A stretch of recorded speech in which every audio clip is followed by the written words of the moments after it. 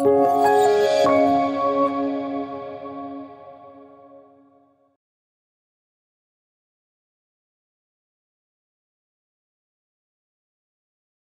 vais essayer de, en 10 minutes, vous expliquer ce qu'est la web performance, comment la mesurer et surtout comment regarder celle de vos clients et celle de vos concurrents, ce qui est encore plus important. Je me présente rapidement, je m'appelle Jonathan, je travaille chez Eleven Labs depuis 5 ans, je suis Project Manager et en clair, je suis Lead Dev, PO, Scrum Master, je fais plein de trucs. Et surtout, ce qui m'intéresse, c'est de travailler pour des gros sites et surtout sur la web perf. Actuellement, je travaille pour France Média Monde et avant, j'ai travaillé pour Le Monde, sur lequel on a travaillé sur la web performance et devenir numéro 1 sur le mobile. Et je vais expliquer pourquoi ils veulent devenir numéro 1. Alors on va commencer par ce qu'est la web performance. Alors la définition elle est super chiante, c'est celle de Wikipédia. La web performance se réfère à la capacité de charger et d'afficher le plus vite possible un site web pour les utilisateurs. En clair, il faut être rapide. Voilà. C'est cool, mais la web performance c'est pas que ça. C'est surtout le ressenti que va avoir votre utilisateur. Si votre site il s'affiche rapidement mais que derrière il n'arrive pas à cliquer, ça va vite l'énerver. Donc le but, c'est d'avoir l'affichage le plus rapide, mais l'utilisation la plus rapide. Pourquoi on veut que ça soit utilisable rapidement? Alors ça, c'est des chiffres que j'ai trouvés sur Fasterize, voilà. Vous pouvez les trouver aussi sur Google. Ils sortent beaucoup de chiffres sur la web perf. En ce moment, c'est un peu le gros kiff. Donc par exemple, le taux de conversion sur votre web perf va être très influent. Si votre web perf descend, vous allez avoir un taux de conversion qui va descendre. Et plus vous... Là, par exemple, je crois que c'était pour 1 seconde de gagner. On peut faire un taux de conversion de plus de 61% sur mobile. Vous vous rendez compte? L'argent gagné pour 1 seconde. Là, ici, ils mettent le temps, par exemple, pour le first byte. Donc le first byte, c'est le temps que met le site pour afficher le premier bit qui s'affiche. Et là, pareil, selon ce temps-là, vous allez avoir plus ou moins une rank position sur la web perf, enfin une rank position sur Google qui va changer. Typiquement, plus vous êtes rapide, plus vous êtes numéro 1. Google, aujourd'hui, a décidé que la web performance devenait le plus important dans sa recherche. Donc d'abord, ils ont commencé par dire c'est le mobile, en premier. Et maintenant, c'est la web perf. Donc c'est super important aujourd'hui pour des sites comme des sites de médias où tout le monde va sortir l'article au même moment, qu'ils soient les premiers à s'afficher. Donc c'est pour ça que là, l'important, c'est pas d'être le plus rapide, c'est d'être le plus rapide par rapport aux autres. 3 autres chiffres qui sont intéressants, c'est que si par exemple, on gagne 1 seconde de temps de chargement, on va gagner 11% de page vue. Enfin, on ne va pas perdre 11% de page vue.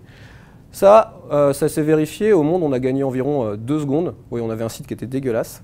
Et du coup, on est passé à un site qui était beaucoup plus performant. Et à ce moment-là, on s'est rendu compte qu'on avait plus de pages vues. On n'a pas plus d'utilisateurs, mais c'est juste que l'utilisateur va rester une page de plus. Oui, il n'a pas perdu son temps à chaque chargement. Du coup, il va gagner le temps pour lire un article en plus. On diminue notre taux de rebond. Donc c'est lié, hein, forcément. Il va gagner, il arrive sur la home. Si votre home met 5 minutes à s'afficher, il s'en va. Quand il arrive sur la home et que c'est très rapide et qu'il peut aller cliquer, le taux de rebond descend. Et puis vous sauvez la vie des ours polaires. J'ai trouvé ça rigolo. Ouais, parce que vous faites moins de requêtes. Le but justement pour améliorer votre web perf, c'est faire moins de requêtes à votre serveur ou aller chercher des assets en moins. Du coup moins d'énergie et du coup l'environnement il est sauvé. À partir de là, comment récupérer les indicateurs de la web perf? Alors là, je vous cite 5 outils. Okay. Il y en a 2, c'est du SaaS. Je vais vous montrer SpeedCurve. Pour moi, c'est le numéro 1 aujourd'hui. C'est pas très cher. C'est 20 $ par mois, ce qui coûte rien. Ça permet de valider votre web perf en production et celle de vos concurrents. C'est assez facile à manier. On va voir tous les chiffres qu'il peut ramener. Vous avez aussi la page speed de Google. C'est assez intéressant comme outil, ça vous donne des indicateurs sur le speed index, combien de temps va mettre votre page, combien d'images elle affiche, et puis elle va vous donner des petits tips pour améliorer votre web perf. Ensuite, vous avez l'outil de Chrome, j'espère que tout le monde l'utilise, c'est Lighthouse. Alors au début c'était une extension Chrome, et maintenant c'est carrément intégré dans la console, donc vous pouvez le trouver, c'est dans Audit Performance. Et vous avez des outils à installer, vous avez SciSpeed, qui est aujourd'hui, en fait, c'est un ensemble d'outils dockerisés que vous pouvez installer sur votre machine et vous permet de gérer, de regarder la web performance de vos sites. Il est plugué à WebPageTest, qui est le leader hein, aujourd'hui, tout le monde utilise WebPageTest et qui va récupérer tous les indicateurs. Ok, un truc super important, c'est la différence qu'il y a quand on récupère des indicateurs entre le synthétique et le RUM. Là, tous les outils que je vous ai montrés, c'est du synthétique, c'est-à-dire il va faire l'appel, voilà, une fois, et c'est lui qui s'en occupe. Le RUM, ça veut dire que c'est du real time. Donc à chaque fois qu'il va aller récupérer, vous allez poser ça sur votre site web et tous les utilisateurs vont vous envoyer des informations. ça coûte très cher. Bon, tous les outils, ça coûte environ 10 000 $ par mois, donc c'est pas donné. Mais ça vous donne une super indication sur vraiment vos utilisateurs, la web performance qu'ils ont. Parce que quand on fait du synthétique, bah, on joue un petit peu sur est-ce que c'est du mobile, est-ce que c'est de la 3G, c'est de la 4G. Mais ce n'est pas exactement tout le panel utilisateur. Après, on peut regarder sur Google Analytics un petit peu les différents réseaux qu'on a et jouer un petit peu avec ça. Mais le mieux, c'est de faire du RUM. Après, attention, quand on en fait, il ne faut pas le faire sur l'ensemble de son parc. Pourquoi? Parce que faire du RUM, ça coûte en web performance. Du coup, généralement, on prend 1%, 2% de son parc et on fait du RUM là-dessus. Passons aux métriques. Bon, je vous en ai cité 4 qui me paraissent les plus importantes. Le page load, voilà, c'est le plus important. C'est le temps que met la page à se charger complètement. D'accord, donc c'est le temps complet où on va avoir le DOM ready. Alors, si vous faites du JavaScript, je pense que ça vous parle. Le speed index. Le speed index, c'est une métrique qui a été inventée par WebPageTest. En fait, c'est un cumul de plein de métriques qui permet de donner une notation à votre page. Ça a été repris ensuite par Google, qui l'utilise du coup pour son ranking. L'idée, c'est d'avoir le speed index le plus bas possible. En moyenne, ce que indique Google, c'est qu'il faudrait un speed index à moins de 500 pour avoir quelque chose de web perf. En moyenne, en vrai, on est plus vers les 1500-2000, donc on est un petit peu loin.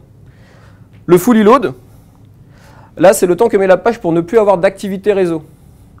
Donc, on sait tous, hein, quand on charge la page, elle est chargée, mais il y a encore des appels qui vont se faire. Il va y avoir des tags de pub qui vont aller être chargés, il va y avoir des tags autres qui vont charger, vous allez faire des appels Ajax, etc.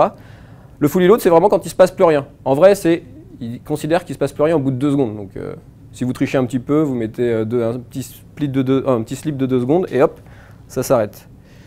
Et le dernier, c'est le first byte. Donc, c'est ce que je parlais tout à l'heure. C'est vraiment au moment où il va récupérer le premier byte sur le navigateur. Ça, pour l'améliorer, il n'y a pas grand-chose à faire, à part avoir un CDN génial et avoir un cache assez poussé. Alors, je vais vous montrer maintenant Speed Curve.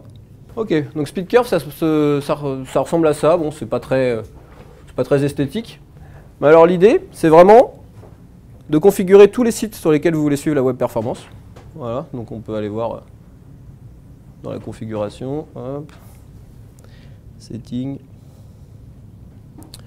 Voilà, vous allez mettre tous les sites sur lesquels vous voulez récupérer la web performance. Vous allez dire sur quel type de browser vous voulez récupérer. Par exemple, là, j'ai choisi un iPhone et j'ai choisi un Chrome.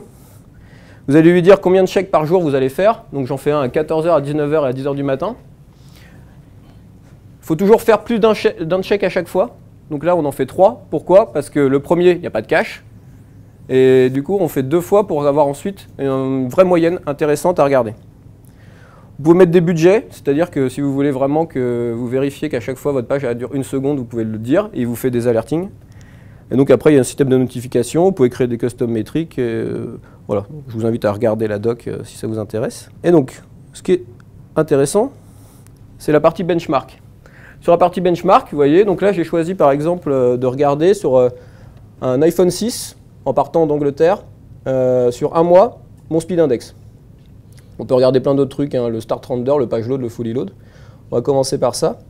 Et donc là vous pouvez voir que le numéro 1 en ce moment c'est France 24 qui est numéro 1, 5 secondes 6 pour son speed index. Du coup pour s'afficher. Mais ce qui est intéressant c'est de voir cette partie là, le film strip. Alors là, on ne voit pas très bien, mais l'idée, c'est de voir en temps réel ce que voit l'utilisateur. Et donc, là, on note que France 24, ils vont être meilleurs. Voilà, c'est ceux-là. Mais en vrai, l'utilisateur, donc en termes de web performance, si on regarde le chiffre pur, ils sont meilleurs. Mais quand on regarde vraiment ce qui s'est passé, c'est Le Monde qui est numéro 1.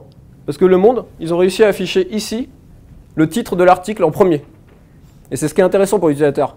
Il arrive, il fait « Oh, ok, qu'est-ce qui se passe ?» Bam, en direct, posez vos questions, hop, on a envie de cliquer. Alors que là, il va attendre environ 2 secondes pour avoir quelque chose. Donc c'est ça la différence qu'il y a avec juste regarder des métriques, il faut vraiment aller plus loin dans la web perf et vraiment vérifier tout ça. Bon, le dernier MCD, c'est vraiment moche. Voilà, on ne voit rien pendant je ne sais pas combien de temps.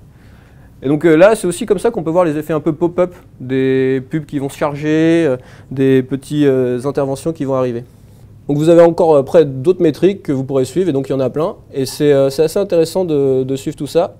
Et derrière, vous pouvez aussi gérer, pour votre propre site, le déploiement et voir la différence qu'il y a entre 2 versions. entre une version que vous avez déployée hier et celle que vous avez déployée aujourd'hui. Quelle est la différence de WebPerf? Du coup, je vais vous donner 2-3 tips pour améliorer WebPerf. Alors, les trucs de base. On minimise ses fichiers. Hein, en JS, on ne laisse pas tout le JS comme ça. Voilà, on compresse. On regarde si ces requêtes sont bien gzip. Ça, c'est super important. Une requête pas gzip, ça ne sert à rien. On fait du cache. Hein, ça ne sert à rien de mettre des images et de ne pas mettre de cache. Hein. Un cache, c'est une année pour une image. Elle ne change jamais. Vous ne changez pas votre image. Vous changez son URL.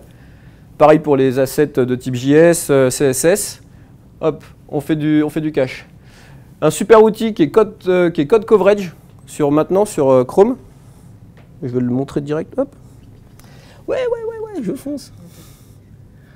Du coup, là, vous pouvez aller regarder ici. C'est par là, non. Enfin, vous trouverez là, vous vous débrouillez. Voilà, vous débrouillez. En fait, vous pouvez maintenant voir le coverage que vous avez sur une page. Et ça, c'est plutôt intéressant. Hop. Bah, j'ai pas le temps de faire ma démo là. Hop.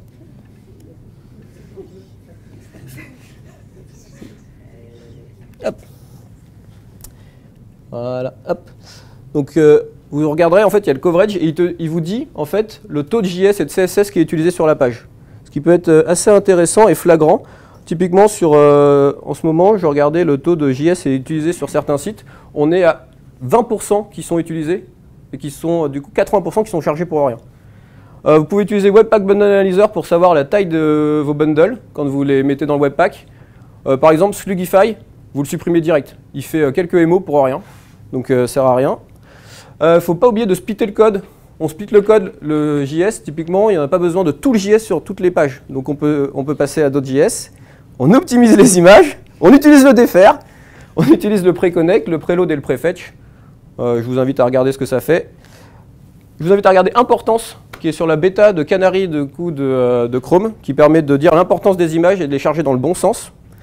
Le font display, qui permet d'éviter le swap entre deux fontes. Et on inline, on fait plein de trucs, voilà, on s'éclate. Est-ce qu'il y a les équivalences pour Edge, etc. Non, ça n'existe pas. Important, ça vient d'être créé justement par Google. C'était la dernière Google I.O. Donc je vous invite à regarder la vidéo, elle est géniale sur la WebPerf. Ils expliquent comment ils ont rendu leur site WebPerf. Du coup, ça, pour l'instant, ça n'existe pas. Un des conseils, c'est d'utiliser HTTP2, qui là va aussi permettre d'améliorer les WebPerf et du coup d'aller chercher les images plus tard et donc de gagner en performance, ou sinon de faire beaucoup de lazy loading. Voilà. Moi, les images, ils sont toutes lazy loadées, et celle de Home, généralement, elle est en base 64 intégrée dans le code. Comment on fait pour mesurer les temps de réponse dans l'espace connecté? Par exemple, SpeedCurve, il permet on peut lui donner un script à lancer au début du chargement. Du coup, on peut créer en fait le petit script JS qui permet d'aller te connecter à ton compte et d'arriver sur l'espace connecté. Voilà. C'est comme ça que tu peux le faire.